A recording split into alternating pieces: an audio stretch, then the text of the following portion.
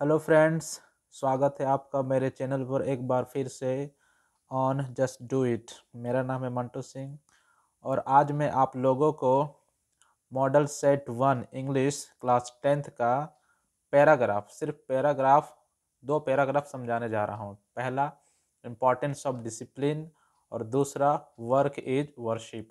ये दोनों पैराग्राफ आज मैं आपको समझाऊंगा। ये एग्जाम में पूछे जा सकते हैं क्योंकि मॉडल सेट आपका आ चुका है 1 से लेकर 5 तक टोटल। तो पहला मॉडल सेट का आज मैं पैराग्राफ समझाने जा रहा हूँ। तो स्टार्ट करते हैं। सबसे ऊपर में जैसे आप देख सकते हैं, इंपॉर्टेंस ऑफ डिसिप्लिन।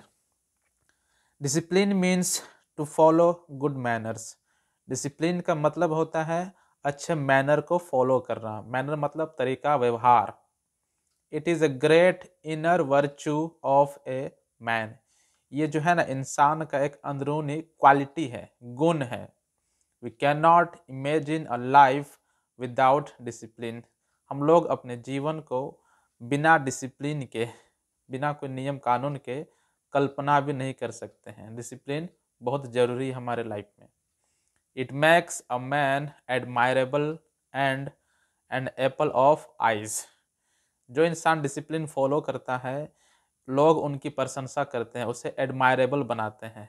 और वो क्या बनता है? एन एप्पल ऑफ आइज, मतलब कि लोगों की आंखों का तारा बनता है, बहुत ही प्यारा बनता है वो लोगों की नज़र में।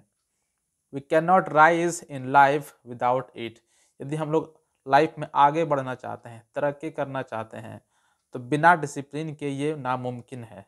तो इसका मतलब ये हुआ, हम लोगों को डिसिप्लिन में रहना होगा। It should be cultivated from our childhood. लेकिन डिसिप्लिन जो क्वालिटी है, ये हम लोगों को बचपन से ही विकसित करना होगा। यदि ये बचपन में विकसित नहीं कर पाते हैं, तो आगे चल करके ये इसका विकसित हो पाएगा कि नहीं, ये कोई ज़रूरी नहीं है। इसका जो बेस्ट टाइम होता है डिसिप्लिन को विकसित करने का, वो चाइल्डहुड ही होता है। It has equal importance for every one and everywhere. Discipline जो है उस सब के लिए वह इक्वल है, बराबर इंपॉर्टेंस है, महत्व है सब के लिए, हर जगह, एक जगह नहीं, हर जगह। In offices, schools, homes, in the playground and parliament. ये सारी जगह हैं, स्कूल हो गई, घर, ऑफिसेस, प्लेग्राउंड, पार्लियामेंट, सभी जगह क्या है? डिसिप्लिन होता है। Discipline must be followed. ये सारी जगह डिसिप्लिन को फॉलो किया जाता है, हर जगह। Without discipline the progress would be blocked. बिना डिसिप्लिन के हमारा जो तरक्की है वो क्या हो जाएगा? ब्लॉक हो जाएगा, रुक जाएगा। It promotes fellow feeling, intimacy and good relationship. इससे क्या होता है कि एक फेलो फीलिंग की भावना जागती है। जैसे हम लोग कोई गेम खेलते हैं तो एक दूसरे को सपोर्ट करते हैं। इंटीमेसी यानी कि घनिष्ठता, मतलब रिश्ते में एक डीपनेस आता है। एंड गुड रिलेशनशिप, और रिलेशनशिप भी क्या होता है? एक अच्छा होता है। फेलो फीलिंग मतलब इंसान का जो फीलिंग होता है एक दूसरे के प्रति, वो प्रमोट होता है, बढ़ता है।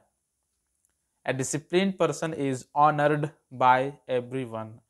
एक डिसिप्लिन व्यक्ति जो होता है वो सबके द्वारा सम्मानित होता है, लोग उनका सम्मान करते हैं।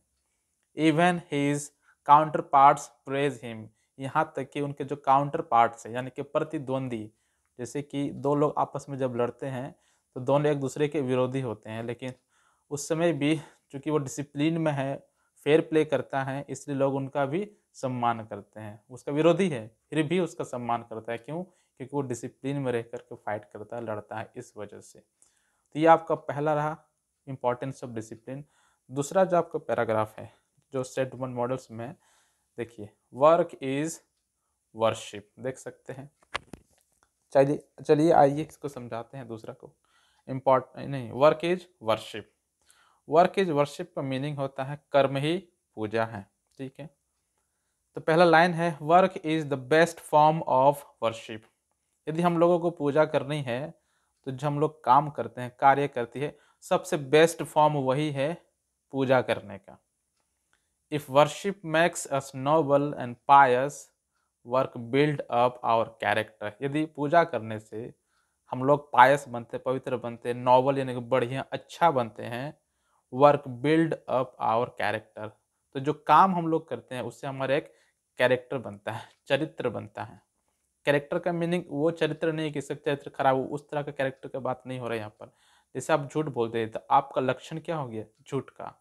सच बोलेंगे तो सच का लक्षण हो जाएगा, उस तरह का character.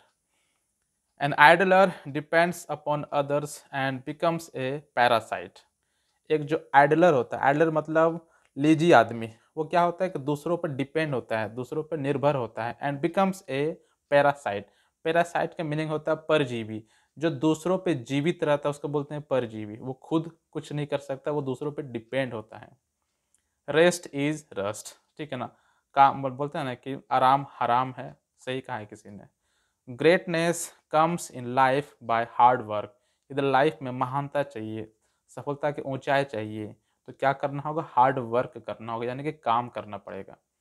Our religion teach us to earn our livelihood by hard work. हमारी जो धार्मिक है, धर्म है, हम लोगों को क्या सिखाता है कि काम करो, मेहनत करो और अपनी जीविका कमाओ।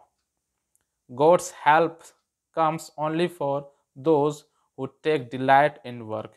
भगवान जो हैं केवल उनकी मदद करते हैं जो काम में आनंद लेते हैं, काम करने में आनंद महसूस करते हैं, बोरिंग फील नहीं करते हैं वो। Hard workers are praised and rewarded everywhere and by everyone।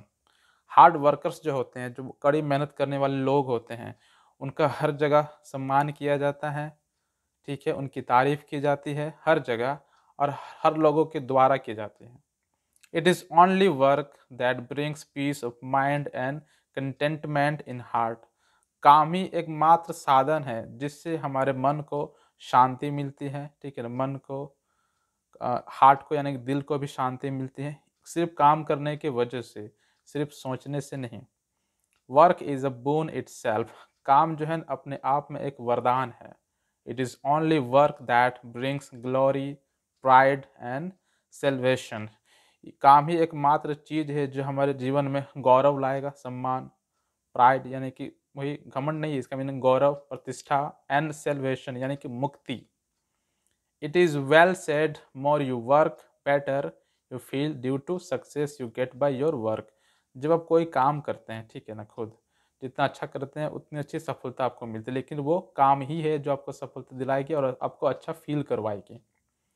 When you feel better you work more and more. जब आप अच्छा फील करते हैं काम करने में, तो आप ज़्यादा से ज़्यादा काम कर पाते हैं, क्योंकि काम में यदि आपको मन नहीं लग रहा है तो आप उस काम को बिल्कुल नहीं कर पाएंगे। इसलिए काम में आपको इंटरेस्ट लेना पड़ेगा, ठीक है ना, काम को ही सब कुछ बनाना पड़ेगा, पैशन बनाना पड़ेगा काम को आपको। तो ये रहा आपके 2 पैराग्राफ जो मॉडल सेट 1 में है, इंग्लिश में। अगली बार मैं आपको मॉडल सेट 2 का समझाऊंगा, 2 पैराग्राफ, ठीक है। यदि ये वीडियो आपको अच्छा लगा है तो please subscribe it and keep watching my channel continuously, and thanks for watching my video।